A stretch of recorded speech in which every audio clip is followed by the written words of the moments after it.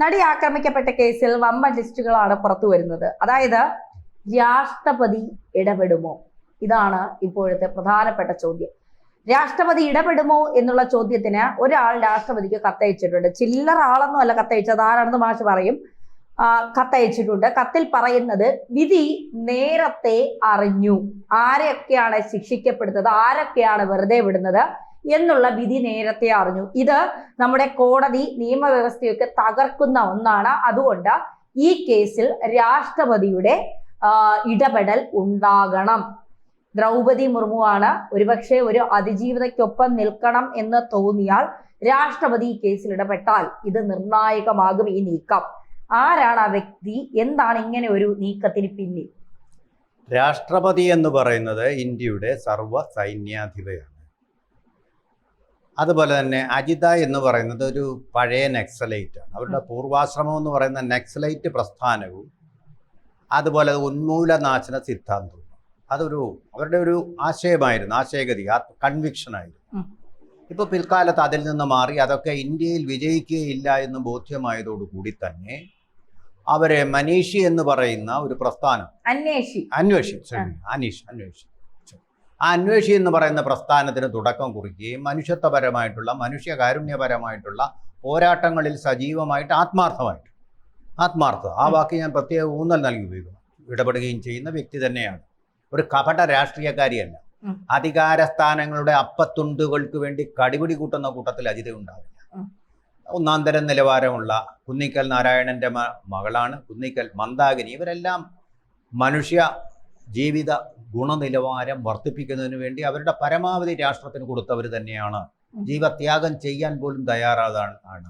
വയനാടൻ കാടുകളിൽ കൂടി, ബൊളീവിയൻ കാടുകളിൽ കൂടി ചെകുവേര പോയതുപോലെ സാഹസികമായിട്ടുള്ള ഗറില്ല യുദ്ധ മോഡൽ, അത്രയും പറയാൻ പറ്റില്ല, അതൊരു അത്യുക്തിയായി പോവുമെങ്കിലും അങ്ങനെയൊക്കെ നടത്തി അവരെ നമ്മൾ ബഹുമാനിക്കുന്നു. ആത്മാർത്ഥതയുള്ള രാഷ്ട്രീയക്കാരിൽ അവശേഷിക്കുന്ന ഒരേ ഒരാൾ എന്ന് പറയാവുന്ന ആളാണ് അവർ. അതൊക്കെ സമ്മതിക്കുന്നു. പക്ഷേ രാഷ്ട്രപതി എന്ന് പറയുന്ന ആളിലേക്ക് ഇങ്ങനെ ഒരാൾ കത്തയക്കുമ്പോൾ എന്ത് പ്രതികരണം ഉണ്ടാവുമെന്ന് ചിന്തിക്കേണ്ടിയിരുന്നു, അജിതയും ചിന്തിക്കേണ്ടിയിരുന്നു. കാരണം ഇവിടുത്തെ കാര്യം എന്താണ്? ഇവിടെ ഇപ്പോൾ ഇത് വധശിക്ഷയിൽ ഇളവ് വേണമെന്നാണെങ്കിൽ തീർച്ചയായിട്ടും അജിതയ്ക്ക് എഴുതാം, അത് അവർ ചിലപ്പോൾ സ്വീകരിച്ചെന്നിരിക്കും രാഷ്ട്രപതി. പക്ഷേ ഇവിടെ എന്താ പ്രശ്നം? ഒരു കോടതിയിൽ നിന്ന് വിധി അതിനു മുമ്പേ ലീക്ക് ചെയ്ത് എപ്പോഴാണ് വിധി വരുന്നതിന് മുമ്പ്? വിധി വന്നത് എപ്പോഴാ? ഡിസംബർ 8 വിധി വന്നു. അതിനു മുമ്പേ ഇത് ലീക്കായി. ഡിസംബർ 8 കഴിഞ്ഞാണോ ഇത് പറയേണ്ടത്? കോടതി വിധി ലീക്ക് വരുമ്പോൾ നമ്മൾ പൈപ്പ് പൊട്ടി വെള്ളം ഒഴുകി പോകുമ്പോൾ നമ്മൾ എപ്പോഴാണ് പറയേണ്ടത്? അതെല്ലാം അടച്ചു കഴിയുമ്പോഴാണോ പറയേണ്ടത്?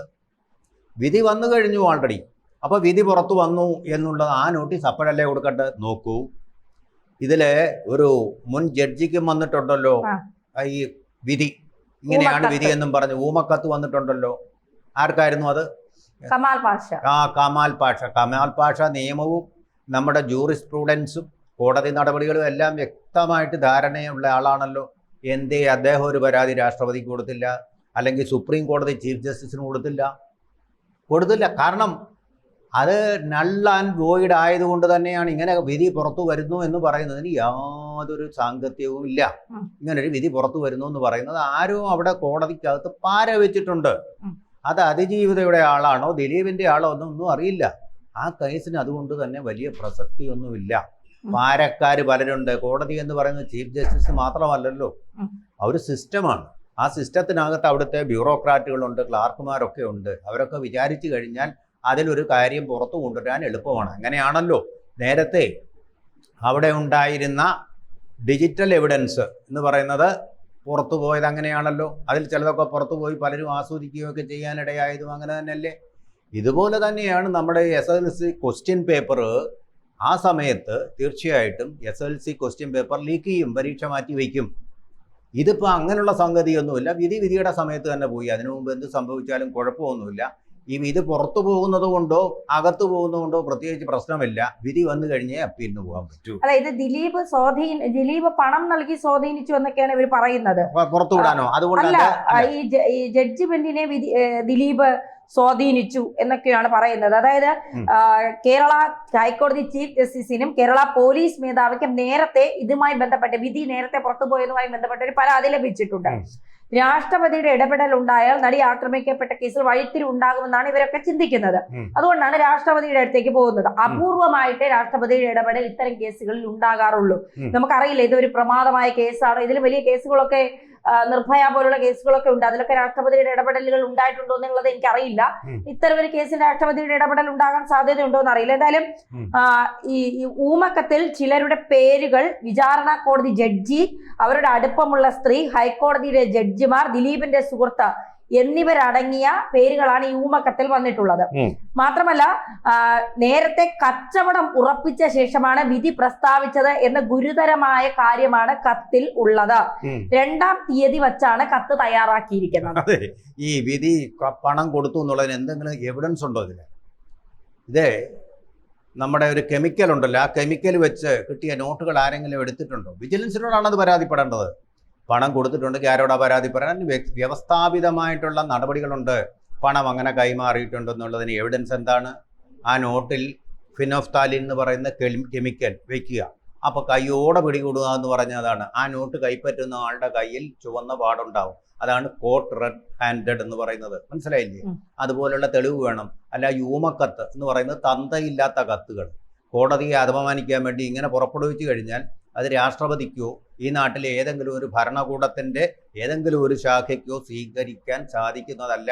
ഇങ്ങനെ കുറേ ഊമക്കുത്തുകൾ വിടുക, ഊഹം വെച്ചുകൊണ്ട് എഴുതി വിടുന്നതായിരിക്കാം ചിലപ്പോൾ. അതെ, ചിലപ്പോൾ കോടതി നടപടികളുടെ എന്തെങ്കിലും ഇത് ടൈപ്പ് ചെയ്യുന്നവരുണ്ടല്ലോ. ഈ വക്കീലായാലും ജഡ്ജി ആയാലും അവർക്കിത് ടൈപ്പ് ചെയ്യാൻ വേണ്ടിയിട്ടുള്ള സ്റ്റാഫുണ്ട്. അവർക്കിത് കോപ്പി എടുക്കാൻ പറ്റില്ലേ? എപ്പോഴും ജഡ്ജിക്ക് അവരുടെ പുറകിൽ നിന്ന് തോളിൽ നിന്ന് ഇവിടെ വല്ലതും കോപ്പി ചെയ്യുന്നുണ്ടോ എന്ന് നോക്കി നിൽക്കുന്നത് പ്രായോഗികമായി സാധ്യതയാണോ? അല്ല സാറേ, ഇതിലൊരു നരേറ്റീവ് കൊണ്ടുവരണം. അതായത് ദിലീപ് പണം കൊടുത്ത് ജഡ്ജിയെ വിലക്ക് വാങ്ങി, ഇങ്ങനെ ഒരു ആരോപണം ശക്തമായി സമൂഹത്തിൽ നിൽക്കുന്നുണ്ട്. കുറെ പേർ അങ്ങനെ ഉണ്ടാക്കി എടുക്കുന്നുണ്ട്. ഇതാണ് ഇത് ഒന്ന് എന്താ പറയുക, അങ്ങനെ ദിലീപിന്റെ പണം വാങ്ങിയ ജഡ്ജി ദിലീപിന് അനുകൂലമായിട്ടല്ലേ വിധി പറയൂ എന്നൊക്കെയുള്ള ഒരു നരേറ്റീവ് ഉണ്ടാക്കിയെടുക്കണം. കാരണം ഭാഗ്യലക്ഷ്മി ഇപ്പൊ കിടന്ന് തിളയ്ക്കുന്നുണ്ടല്ലോ, ചാനലുകളിൽ മുഴുവൻ വന്നിരുന്നു. കോടതിക്ക് പോലും വിലയില്ല. കോടതിയൊക്കെ വിലയില്ലാതാക്കിയാൽ രാഷ്ട്രപതിയൊക്കെ അത് നോക്കിക്കൊണ്ടിരിക്കുവോ? ഒരുപക്ഷെ രാഷ്ട്രപതിയിൽ ഇടപെടുമോ അതോ ചവിട്ടുകുട്ടയിൽ എറിയോ എന്നുള്ളത് കണ്ടറിയാം. രാഷ്ട്രപതി ഒന്നും ഇടപെടാൻ പോകുന്നില്ല. രാഷ്ട്രപതിക്ക് വേറെ പണിയുണ്ടെന്നേ. പിന്നെ അല്ല, ഞാനൊന്ന് ചോദിച്ചോട്ടെ, ഈ വിധി ഇപ്പോൾ നേരത്തെ പുറപ്പെടുവിക്കുന്നത് കൊണ്ട് ദിലീപിന് എന്താ അഡ്വാൻറ്റേജ്? വല്ല അഡ്വാൻറ്റേജും ഉണ്ടോ? പണം കൊടുത്തു വിധി നേരത്തെ പുറപ്പെടുവിച്ചു എന്നല്ല, ഈ വിധിയാണ് വരാൻ പോകുന്നത്. ദിലീപ് കച്ചവടം ഉറപ്പിച്ച് ഈ പണം കൊടുത്തത് കൊണ്ട് ദിലീപിനെ വെറുതെ വിടുന്ന വിധിയാണ് വരാൻ പോകുന്നതെന്നും 2-ാം തീയതി 4-ാം തീയതി കത്തുകൾ പലർക്കും വന്നു എന്നാണ് പറയുന്നത്. അതായത് പണം കൊടുത്ത് ജഡ്ജിയെ വിലക്ക് വാങ്ങി ദിലീപ്, ഇതാണ് ഇവർ പറയാതെ പറയുന്നത്. ഞാനൊന്ന് ചോദിച്ചോട്ടെ, പണം കൊടുത്ത് വാങ്ങിച്ചു, പണം കൊടുത്തു എന്നുള്ളതിന്റെ എവിഡൻസ് ഈ കത്താണോ? നമുക്കൊരു ഒരു യുക്തി വേണ്ടേ? ആ ജഡ്ജിയോടാണ് സത്യ. ജഡ്ജി നമ്മൾ ദൈവതുല്യരായിട്ട് കാണുന്നവരാണ്. ഇത്രയും കേട്ടിട്ടും എന്തുകൊണ്ട് ഇവർക്കെതിരെ കോടതിയിൽ സ്വമേധയാ കേസെടുക്കാമല്ലോ കോടതിക്ക്? ജഡ്ജിയെ ദൈവതുല്യമായിട്ടൊന്നും കാണണ്ട, പക്ഷെ കോടതിയെ കോടതിയായിട്ട് കാണണം. ഒരു സിസ്റ്റമാണത്. ജഡ്ജി മാത്രമുള്ളതല്ല കോടതി, ഒരു സിസ്റ്റമാണ്. ഈ രാജ്യത്തെ നമ്മുടെ പരാതികൾ, അനീതികൾ ഇല്ലാതാക്കാൻ വേണ്ടിയുള്ള സിസ്റ്റമായിട്ട് കാണണം. സിസ്റ്റമായിട്ട് കണ്ടുകൊണ്ട് ഇതിപ്പോ എന്താ പരാതി? ദിലീപ് പണം കൊടുത്തു, ദിലീപ് പണം കൊടുത്തു എന്നുള്ളതിൻ്റെ എൻ്റെ വളരെ ക്ലിയർ ആൻഡ് സോളിഡ് ചോദ്യമാണ്. ദിലീപ് പണം കൊടുത്തു എന്നതിൻ്റെ തെളിവ് നേരത്തെ പുറത്തു വന്ന വിധിയുടെ കോപ്പികളാണോ? ആണോ? അതെന്ത് തെളിവാണ് അതിന് നൽകുന്നത്? ഇത് ചുമ്മാ ഇത് കേസിനെ അട്ടിമറിക്കാനും കോടതിയെ അട്ടിമറിക്കാനുമുള്ള അതിഹീനമായിട്ടുള്ള ശ്രമങ്ങളാണ്. അതിഹീനമായിട്ടുള്ള ശ്രമങ്ങളാണ്. ഈ തമിഴ്നാട്ടിലെ അവിടുത്തെ മുരുഭക്തന്മാർക്ക് വേണ്ടി അവർക്ക് അനുകൂലമായി നീതിന്യായയുക്തമായി ഒരു ജഡ്ജി സ്വാമിനാഥൻ വിധി പുറപ്പെടുവിച്ചപ്പോൾ അദ്ദേഹത്തിനെ ഇംപീച്ച് ചെയ്യണമെന്ന് ചാടിപ്പുറപ്പെട്ട ചണ്ടയിലേക്ക് നയിച്ച ഭ്രാന്തുണ്ടല്ലോ, ഭ്രാന്തെന്ന് ഞാൻ പറയും, മതഭ്രാന്ത്. ആ മതഭ്രാന്ത് പോലെ ഒരു ഭ്രാന്ത് ഇപ്പോൾ ദിലീപിനെതിരെ, ഹിന്ദു മതത്തിനെതിരെ ഉണ്ടാവുന്ന ഭ്രാന്ത് പോലൊരു ഭ്രാന്ത് ദിലീപ് എന്ന നടനെതിരെ ഉണ്ടായിരിക്കുകയാണ്. നമുക്കിപ്പോൾ ഇതിനകത്ത് നീതി എന്ന് പറയുന്നത് കയ്യാലപ്പുറത്തിരിക്കുന്ന തേങ്ങ പോലെയാണ്.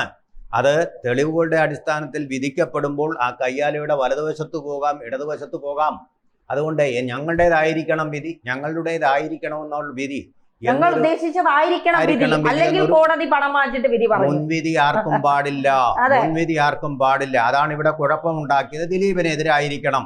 ആ. കുറെ ആൾക്കാർ അതിനെ കൈയടിക്കാനും സപ്പോർട്ട് ചെയ്യാനും ഉണ്ടതുകൊണ്ട് ജഡ്ജി അതുപോലെ വിധിച്ചോണം. ഒരുതരം ഭീഷണിപ്പെടുത്തലാണ്, അതെ അതെ ബ്ലാക്ക് മെയിലിംഗ് ആണ് അത്. അതിലൊരു സബ്സ്റ്റൻസും ഇല്ല.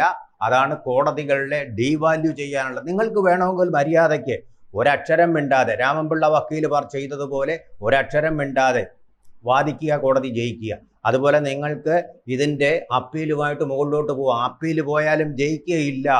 നിയമം നിങ്ങളുടെ കൂടെ ഇല്ല, തെളിവ് നിങ്ങളുടെ കൂടെ ഇല്ല എന്നുള്ളതിൻ്റെ, നീതി നിങ്ങളുടെ കൂടെ ഇല്ല എന്നതിൻ്റെ തെളിവാണ്. നമുക്കിപ്പോൾ സാമാന്യ ജനങ്ങൾക്ക് സ്വീകരിക്കാവുന്ന ഒരു നിലപാട് ഇപ്പോൾ പറയുന്നു, അതിജീവിതയ്ക്കെതിരെ ഗൂഢാലോചന നടത്തി, അതില്ല, അതിൻ്റെ തെളിവുകൾ നമുക്കില്ല എങ്കിൽ പിന്നെ നമുക്ക് ഇപ്പുറത്ത് അത് ബാലൻസ് ചെയ്യാനായിട്ട് ദിലീപിനെതിരെ ഒരു ഗൂഢാലോചന നടക്കുന്നു എന്നതിൻ്റെ തെളിവുകളാണ് ഇമാതിരിയുള്ള ഇടപെടലുകളും ഇമാതിരി ഉള്ള ക്യാമ്പയിനും. അതിൻ്റെ ഒരു സൂചനയാണ്, തെളിവെന്ന് ഞാൻ പറയുന്നില്ല. അപ്പോൾ നമ്മുടെ രണ്ട് പക്ഷവും ഇല്ലാതെ ഒന്നുകിൽ ഗൂഢാലോചന നടത്തിയിരിക്കുന്ന അതിജീവിത, അല്ലെങ്കിൽ ഗൂഢാലോചന നടത്തിയിരിക്കുന്ന ദിലീപ്, രണ്ടുപേർക്കും ഒരു ലെവൽ പ്ലേയിങ് ഫീൽഡ് കൊടുക്കണം. അല്ലാതെ അതിലുള്ള തെളിവുകളൊന്നും നമുക്കിതുവരെ കിട്ടിയിട്ടില്ല. ഇതെല്ലാം പറഞ്ഞു വരുത്തുന്ന പരദൂഷണങ്ങളാകാം. ഒന്നും നമുക്ക് വിശ്വസിക്കാൻ പറ്റില്ല, ഒന്നിനെയും നമുക്ക് പൂർണ്ണമായിട്ട് വിശ്വസിക്കാൻ പറ്റില്ല. ഇപ്പൊ തൽക്കാലം നമുക്ക് വിശ്വസിക്കാൻ പറ്റുന്നത് കോടതി വിധി, അതനുസരിച്ച് പോവുക, എതിർപ്പുള്ളവർ അപ്പീൽ പോവുക. ഇതല്ലേ സിസ്റ്റം. കിടന്ന് എന്തിനാ ഈ ബഹളം വയ്ക്കുന്നത്? എന്തിനാ ഈ ബഹളം വയ്ക്കുന്നത്? ആരെങ്കിലും ഇവിടെ മരിക്കാൻ കിടക്കുന്നുണ്ടോ?